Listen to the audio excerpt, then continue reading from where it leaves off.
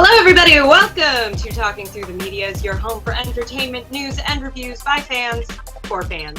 Remember to like and subscribe. Send in those questions and those comments because we want to hear them. I'm your host, Amy Newman. I have with me today, of course, the fabulous, the beautiful, the wonderful Mr. Chris Fagan. I have never, ever been introduced that way before. That was money well spent. Hey, guys, prepare yourself. Chris Fagan here, and I'm ready to get started. Episode 130. Woo! All right. So let's get right into it. So this is why is that trending? Okay, guys. So for why is that trending, we take on a bunch of hot topics. We don't call it hot topics here. We call it just what's trending around the world, and we're going to get right into them right now. We have a few of them that we want to talk about, starting with number one was Star Wars. I think you were one of the ones who found out about this one, that Star Wars was hiring, was it Taika Waititi? That's right. So yeah, Star Wars has been trending all week because we have May the 4th the other day, and then what is it, Revenge of the 5th or 6th? Today is not only Cinco de Mayo, but Revenge of the 5th. Yep. Yeah, and they just announced Taika Waititi's coming in to make, he's going to be directing a new Star Wars, which people seem crazy hyped about. I think Taika Waititi's got more buzz than most directors out there right now. Like, it's rare to see a director get announced and everybody really loses their mind like they did for this. But hopefully he's going to be a really good fit. I think he's got a great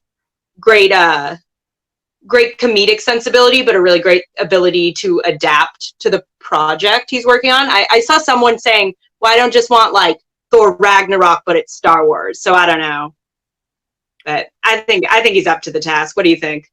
I was very happy to hear about it, and I don't think that the hype around it, the buzz or the excitement around it is as much as it was, or love him or hate him, how it was when J.J. Abrams was first announced that he was going to do the Force Awakens. But I think people are more, I think it's more positivity, way more positivity than negativity. His comedic writing style is, to me, I think would be a great fit for if they did like a, what do they call those? Not the main Star Wars stories, but the Star Wars stories, like the Solo one or the Rogue Ones kind of a thing. So I don't know if Taika Waititi is going to do, is he going to do a main, like, is this going to be episode 10, or is this going to be one of the side projects? Like, are we going to get a Solo 2? Or is it going to be called Dose? I don't know. But I'm excited about it. Go ahead. I think they would be smart to do more like an extended universe thing, because I think, God love them, they've been through a lot, but if Star Wars fans have taught us anything, like, when you're really going, this is a Star Wars movie, like, the bar is so high. Like, I think that just the level of criticism you're going to get, and I think stuff like Rogue One has gotten a lot. It's a good movie, but, you know, things like that, or even Solo, people are a little more ready to be like, okay, let's be open-minded about this. So I think it might be to everyone's benefit to not be like, episode, you know, it's the next episode. Exactly. Might be too much. I agree. I think my theory is always that no matter how much criticism or that the audience is giving the latest Star Wars project, it always takes the next Star Wars project to make people remember or know how much they, you know what, now that I think about it, The Last Jedi is a masterpiece. Why? Because the Rise of Skywalker just dropped. It was funny how so many people were bashing the Last Jedi, and then the second the Rise of Skywalker came out, it was like, you know what, now that I think about it, The Last Jedi was a masterpiece. It's funny how the fans are nowadays, but let's see how it goes. I'm rooting for him. I think Taika Waititi would make a great director, and I'm curious to see the character he puts himself in as in there. Will it be from Thor Ragnarok? Same character from Thor Ragnarok. I think he should do it. That's my. I think he should. But our next topic. This is also what's trending. Hercules live action. Disney has announced it over the weekend that the Hercules movie is getting the live action treatment. Now, Amy, what do you think about it? Now, did you see the original one, and what do you think about this one being the latest from Disney to be brought to live action? Did I see the original? I'm a 90s baby, Chris. Of course I saw Hercules. Hercules might be, I think we discussed at one point, Hercules is probably my favorite of the like classic Disney animation movies. I think it's got the best Disney score. I'm never overly excited about the live action ones. To me, it's just, like, I think they can do good work on them, but ultimately it's like kind of just making me go, I'm going to go home and watch the cartoon I love now. But if I'm going to get excited about one, it's going to be Hercules. So I think as long as they nail that score and they nail the muses, because that is hands down the best part of that movie. That R&B type of feel when the music came out and they brought so much soul into it. That was very interesting. I'm an 80s baby, so I was something teen when that came out, and I remember thinking, wow, that was very interesting. I'm really happy that they went with that direction, because not only did the muses sing like that, but every character, Hercules himself, and I forgot what his girlfriend was named, but she had a lot of soul as well. Like, a lot of time alone in my bedroom trying to nail the notes on that song. Let me tell you what. I forgot about that. Thank God for Disney Plus, because it's such an easy platform to where it's like, when you hear the news of a new movie that's about to come out, it makes you, for some reason, it makes you want to go back and go, let me watch that original again. It's at the click of a mouse or a click of a button. And with my children, that's always my thing with the remakes. It's like it to me just is sort of cashing in on that nostalgia. I hope they do a great job with it. It's just I'm always going to have such a soft spot in my heart for the original, but people seem hype about it. I mean, there's so much debate on who they're going to cast. I feel like definitely one of those, a little like Star Wars, you're never going to please everybody, but Chris Hemsworth is at the top of that list. Speaking of Taika Waititi, Chris Hemsworth is exactly who they want to play Hercules. I'm going back. I'm going to go old school with it. I'm going to go with Hercules, the Legend of Hercules series. They bring it. What's his name? Kevin was that his name from the old TV show with Xena? No, they shouldn't do that. My question is, are you going to do the like the first Captain America where they had to like edit to make him look real scrawny at the beginning? Like, how do you pull that off in live action? There's so much I'm really like Hades with the flame hair. Like, how's that not just gonna look? Yeah, that's right. He was very thin before his powers kicked in, before he went on his training. The question is, is it Danny DeVito? Is that who did? Oh, if they don't get Danny DeVito, they can just shut down production right now. I don't think they need Danny DeVito. You know, if I was to pick a person to bring back, it's who was the man who voiced Hades, because he's still, kind of. I mean, he still, got it. I feel like I think it would be. I don't know. I would feel weird seeing Danny DeVito. What? If they don't get him, I think that's just going to be absolute madness. Oh, if it's a 100% CGI creature and maybe somebody else is doing the motion capture and it's Danny DeVito's voice, I would be 100% okay with it. But Hades, you could just put a Halloween costume on Danny DeVito and I'd be overjoyed. I'll watch that man do anything. He's a treasure. He can't do any wrong. But I'm excited about it, and I guess, guys, let us know what you guys think about it. Are you excited about it? Who do you want to be cast? Do you want them to just do a complete reboot and just brand new cast, make this its own standalone thing? Don't do what they did with the Lion King when they brought back James Earl Jones as Mufasa, which I thought I was okay with. I thought that was one of the greatest exceptions. So you're thinking Danny DeVito, I'm thinking Hades. If they bring anybody back, who knows? Let us know what you guys think, and let's go to the next topic. This was also trending out. I didn't catch this one. You did. Now, everybody was talking about on the news after it dropped was the Parks and Rec. A new episode that they did. They raised money for, I guess, what's going on right now with the pandemic and the quarantine and whatnot. Yeah, food banks, and I guess raised it. It debuted on? Did it debut online or did it debut on air? It debuted, so they actually did a premiere on NBC. They filmed it obviously after the pandemic had hit. And I feel like it's been really interesting to watch shows like they've been doing it. Obviously, talk shows I think have had a pretty easy time with just doing Zoom and Skype calls and whatever. SNL's been doing it, so they did a similar thing. But it's the first time I've really seen like a sitcom with a real narrative structure try to pull it off. So they did it just as, the the, you know, old parks department of Pawnee, like Leslie's trying to put together like a phone tree where everybody just has to call each other. So I think it was the smoothest way to do it, and it definitely worked for like a one-off episode. Right. And obviously was really successful and heartfelt, and I cried because I'm an emotional wreck lately. I heard they playing that song that was for that animal. Sebastian. Yeah, it was a tearjerker. I was like trying to hide it. I was trying to watch that show. Oh, I still haven't caught it. And you told me where. So where can you find it if you haven't caught up to it yet? So the special, I believe, is on Hulu and YouTube. They've made it pretty accessible, and then actual Parks and Rec, I believe, is still on Netflix. If you just need to catch up with that, which honestly, such a feel good show. So I recommend it. But another show that did the same thing recently is a new show called All Rise. It's a judge TV show, lawyers and whatnot. It's a drama. Yeah.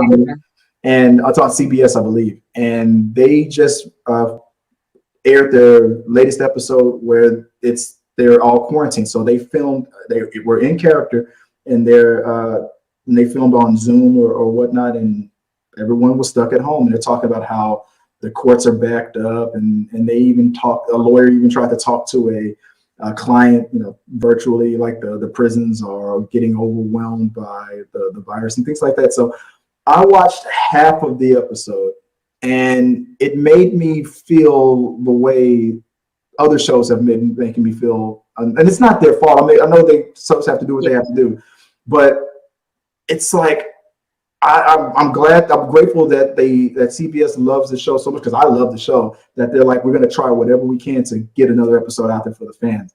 But whenever it's, because I don't know what it is, because I'm living that life. We're right now, we're virtually talking right now. You're at home, I'm at home, and we're trying to do a show right here. But for some reason, I can't watch other people doing those things when I know that it's based on a different type of platform, and I just don't get any entertainment from it. I'm a wrestling fan, and they're wrestling in empty stadiums. I cannot watch that without the roar of the crowd. It like I like it as like a one-off, and like it was great to see the Parks and Rec characters back, because that's like a total comfort food show for me. Yes. It does really drive it home of like just how wild this all is, and just how awful it is, and like just how intense this whole experience is. Right. It's like I'll take like a one-off, but I kind of had to give up on SNL. It's like this is just bumming me out. Like this is just reminding me how much we're all stuck. And honestly, I appreciate shows trying to do it, but there's a bit of like, I have such a huge back catalog of like TV I'm trying to catch up on right now that was filmed in the before times that I don't really need a bunch of people trying to make more stuff on Zoom. Obviously this I consider like a one-off for a great cause, like Mazel Tov, do that. But I definitely don't want shows to start trying to come back under those parameters. Exactly. I would rather they just, you know, save the film, or just wait it out if they can. If they can, I understand. But I 100% agree with what you're saying. Like I gave the first one for SNL a shot, and it was okay, but I didn't like it. I felt like, okay, I can see this on YouTube. I can do this myself. And but I understand the situation, and I'm glad that they're pushing forward. But it's like you said, it kind of bumps me out.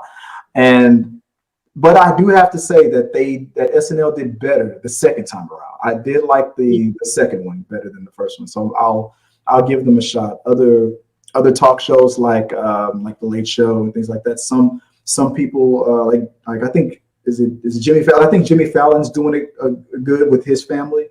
I think what's his name from the Late Show? He was also on SNL. I think he's on CBS. It's the Late Show. Yeah, he struggled, and the funny, like the first couple of shows he did, he struggled. On TBS, what's her name? I'm so bad with names. Why am I always forgetting names? There's just a bunch of others, hosts and TV hosts that they knew how to handle it, because I guess they know the technology better. And some people struggled, and some people just don't. But shows like All Rise, I guess I got 10 minutes into it, and I understood what they were going for, and I was grateful. I was like, wow, I'm glad I'm watching another episode. But 10 minutes into it, I'm like, I feel like I feel like I missed my calling. I should have been cast on the show. I feel like I was watching. I feel like I was watching our conversation right here, and our lighting is better. I don't know. Maybe I do love. Am I the only one who like is low key obsessed with seeing the inside of celebrities' houses? Like, I hate when they're up against a wall. I'm like, no, show me your living room, coward. I'm so nosy. I like want to know. I'm like, where does Eddie Muller live? Like, show me. You know what? And I think you're right. I think for this episode, I think that obviously they're probably at home recording. Yeah. And now that I think about it, one of the characters was like, he was exercising, and I was like, wait a second, you're in character, you're playing your character, you're supposed to be at home and you're doing a home workout, and he's exercising on his patio, but his character lives in like a high rise, and I just thought of that. So now I think I'm about to go back, finish watching the show, and kind of pick out how you're obviously, pretending to be in character from home. Similarly with Parks and Rec, they kept having to explain like, why are Andy and April in two different rooms? Because obviously they get together. Okay, I'll have to check that out. I'm wondering if that's what they should try to do. Like if they get a camera set up and you get a green screen. I think that's what SNL did a little bit. But we can probably go on and on about this one, guys. Let us know what you guys think about. Do you appreciate that some of these shows are obviously they're getting renewed, like All Rises. Parks and Rec is they did that just for a charity, so maybe you can disassociate it better because you know exactly what they were trying to do. It was something like, this is for the fans for a show that's already been canceled. But how do you feel about the shows that are currently running that are trying to film during these weird times, like wrestling, for example, the latest episode of All Rise? Are you okay with it, or does it like it does to me and Amy? Does it bum you out? Let us know what you guys think. Comment below, and let us know what you guys think about that. So moving on to the next topic, we heard that Josh Whedon got the green light to reboot one of his classic TV shows, Buffy the Vampire Slayer. I was so thrilled about this. This is something I've been waiting for a long, long time. A new reboot, a new take, and a modern take of Buffy the Vampire Slayer.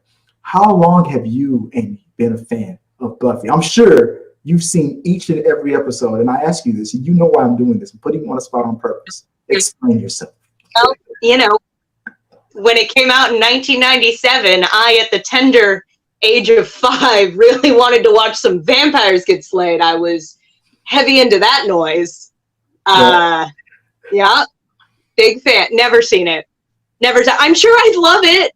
It seems up my alley, but I'm pro-vampire. I'm not here for vampire slaying. I'm sorry. Don't you a vampire on like Instagram? I thought I saw you with the vampire teeth and whatnot. I have a web series in the works that is about vampires. Ooh. So little shameless self-promotion there. Don't mind me. Oh, if you like that.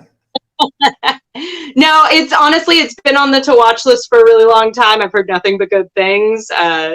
Honestly, I've heard it's great. Like, Bechdel Testian television, very, female empowering and all that. So I'm all for a reboot and a new generation finding and loving it. And I will catch up in my quarantine time. Josh Whedon, the creator of Buffy the Vampire Slayer, the original movie, when he lost the rights to the original film. The original film had it was like a campy, it was like considered, I guess, a B movie, but there was something there where he felt like, okay, I want to do something more with this character, and he was able to convince Warner Brothers to give him a series. So the people who still own film, they still own it to this day. And I heard that they were going to make a new movie. It was going to be totally without Josh Whedon. I think they were trying to capitalize on the fact that he successfully did the first Avengers movie and then the second Avengers movie, and he's really good at writing females. He puts them in lead positions a lot on TV shows and on movies, and he's good at writing teams. So that's why Marvel got him for the Avengers movie, because he can write a big cast, and he's very good at that. So when I heard that he was doing a reboot to Buffy, I got super excited. Now, I'm giving you a hard time. I did not watch Buffy when it originally aired. I caught up to Buffy at the very end. I think it was like the 6th or the 7th season when it was already almost way out the door. I finally started watching it. I don't know if it was when Netflix first started streaming TV shows, or like 2010, 2011-ish, around then. I decided to catch up to every episode. And this is what I did. I watched Buffy all the way up to the part where the season where the character who plays Angel, I forgot his name. There was a spinoff show called Angel.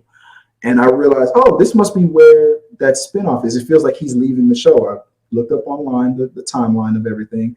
And then I watched Angel as well. On the following season, I would watch an episode of Buffy, and an episode of Angel, and an episode of Buffy, and an episode of Angel. And I'm currently doing that right now with Grey's Anatomy. I'm watching an episode of Grey's Anatomy, episode of Private Practice, and I'm watching it in the order as it aired.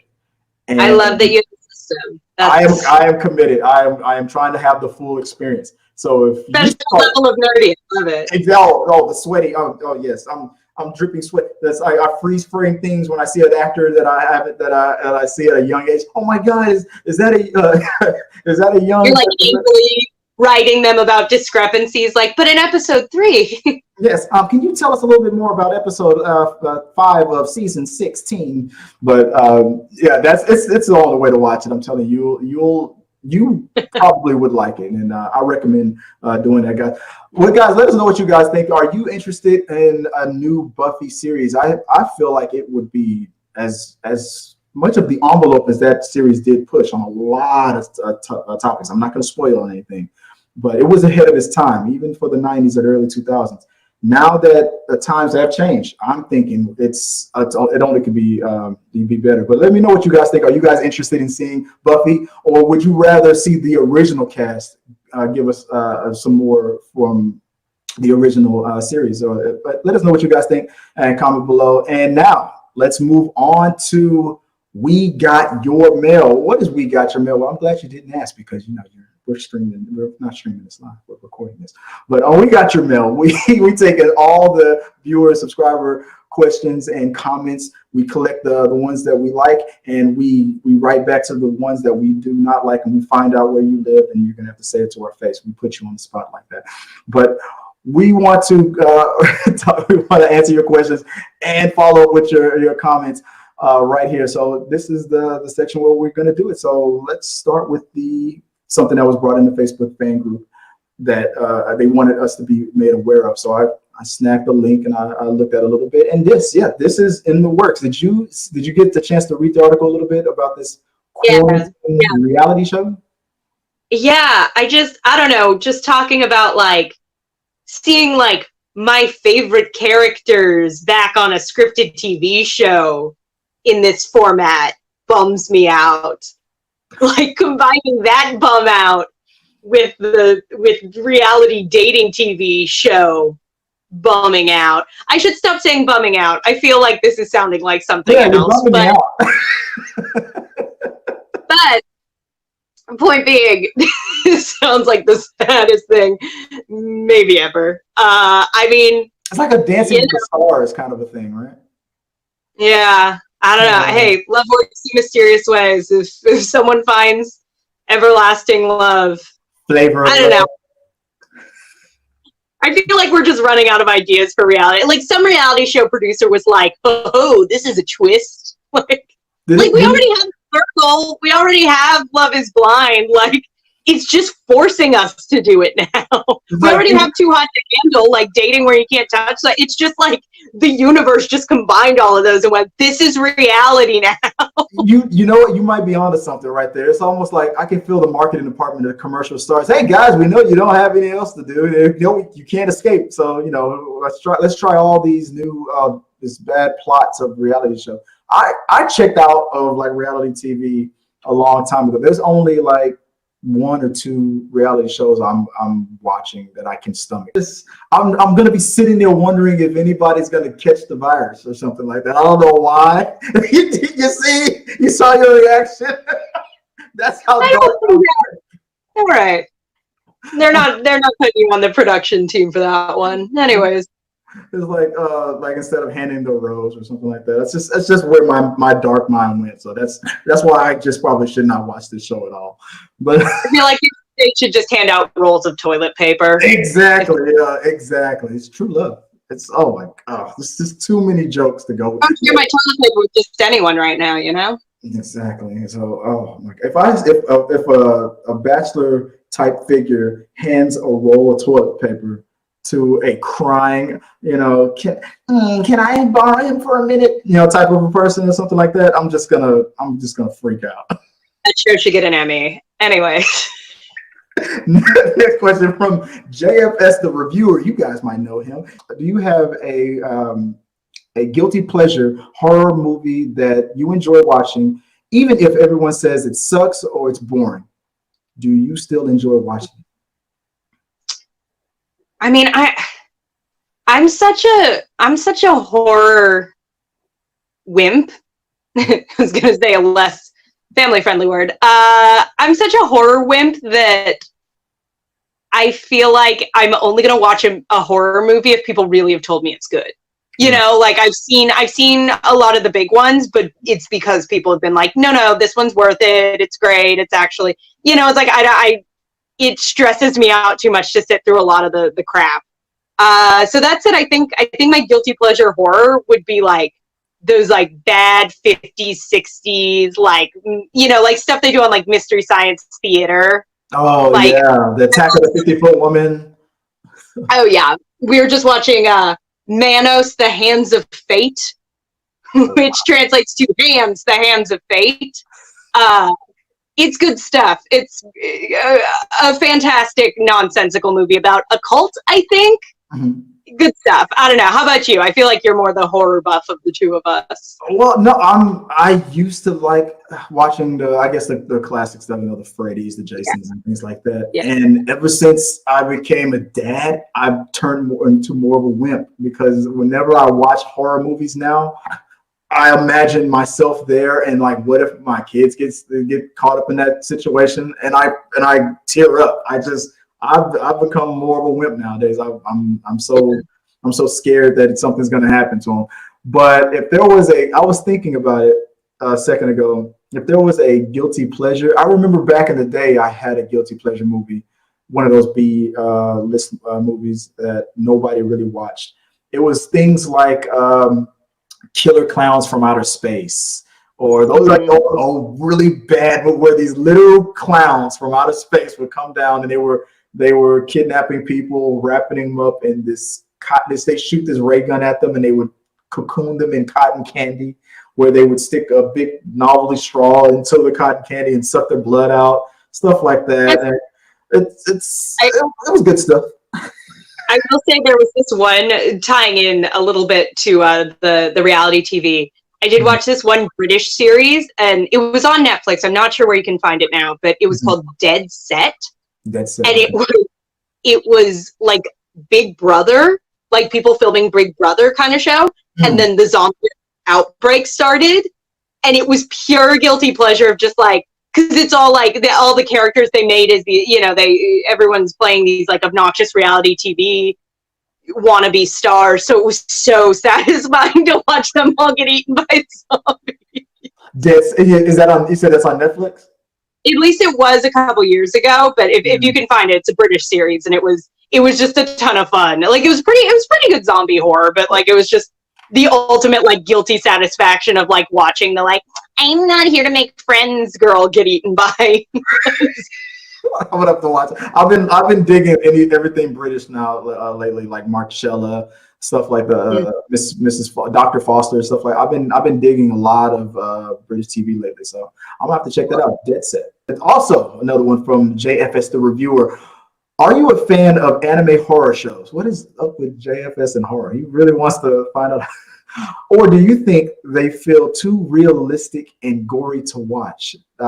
Now, as a person who watches not that much anime, I cannot. We just both mentioned that you don't watch that much horror at all, so I'm sure you haven't watched horror anime at all. Yeah, I'm not. I'm more of a horror person than I am an anime person. And I gotta say, just based on that question, I'm like, I haven't seen it, but I'm gonna say yes. That is probably not gonna fruit my loops. It's not my thing. I think the closest things that I've seen to like an anime that dealt with horror. Now the type of anime that deals with a lot of monsters and stuff, it's not going to be on any platform that I'm going to be able to recommend on this show. Chris, if there are tentacles involved, I don't think you need to share that with the group. Oh, okay. Well, so you caught me. So yeah, that's exactly 100% where my mind went. Now, I cannot confirm nor deny that I have witnessed those types of horror anime kinds of movies a lot. And so are they realistic? I hope not. Good God. Gory, yes. But I've seen the way they build those women. You just snap in half. There's no support of the waist with the. It's not possible. I never would have thought that when I saw the question, do you think that they feel too realistic? I'm like, what movie are you? What are these movies that you're watching? And I need to know the names of it, so I'll probably know never to watch these. Yeah, send us some recommendations so we can never do that. Yeah, exactly. And JFS, the next time you're on the show, buddy, do you need a hug? Because I'm here. We got your back, buddy. I'm worried about you, man. Or maybe it's just my sick mind because I'm thinking about the stuff I'm thinking about. But move it on. Go on. Christian, you're a mile deep. Just stop digging, sir. Okay. All right.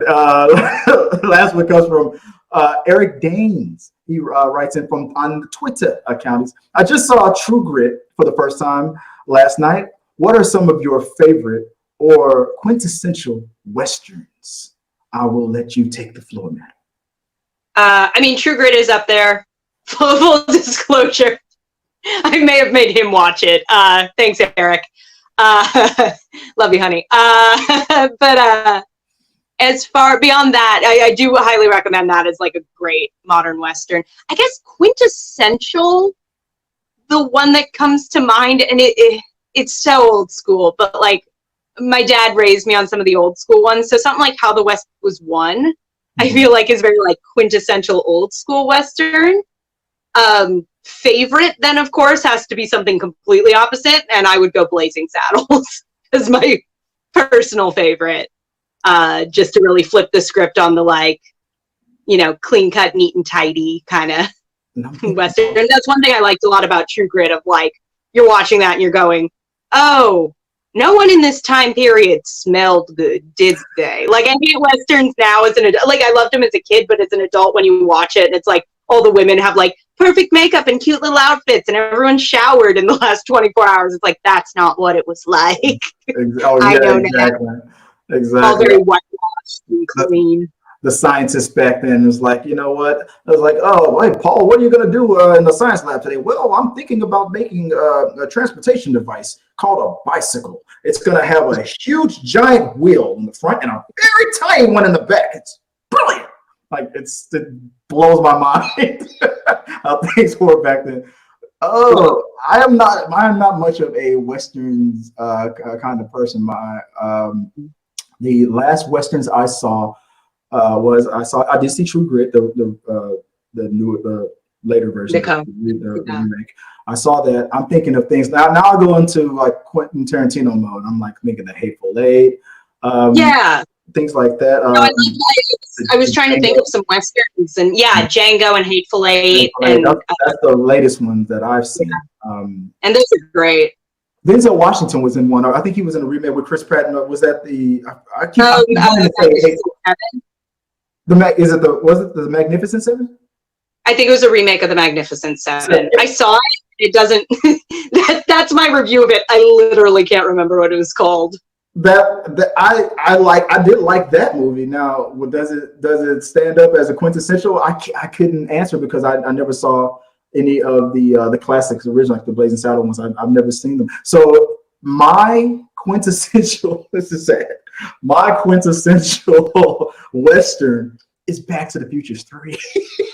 I someone knew you were going to say that. I'm like, he's going to say the future 3, isn't he? It's Marty McFly, it's Biff, who you call and yell. You know, I'm like, it's funny. You have a time machine getting pushed by a locomotive, man, and a hoverboard. It's the perfect movie. Calvin was he? I think he called himself Clint Eastwood. Like, what's your name? Eastwood. Clint Eastwood. I said, of course you go with that name if you go back in time. Of course. That's my quintessential. All right, well, we got it. I'm gonna have to watch some more horror movies. You're gonna have to watch some more westerns, and none of us are gonna watch anime horror. Yeah, exactly. None of us are gonna tap into whatever JFS is. I can't pick up what you're putting down, sir. We're gonna send someone to check in on him. Yeah. We're worried, but but that was it. That was the last one. Yeah, that is our show. Thank you so much for watching, guys. If you like what you saw, support the channel, become a subscriber, send us a like. Make sure to send us your questions and comment. We will read them for We Got Your Mail. Make sure to follow us on all the things, Twitter, Facebook, Instagram at T3 Medias. I'm Amy Newman. Hey, I'm Chris Fagan. And this show was filmed in front of a live studio audience of my imaginary friends. I knew you were going to come up with something good.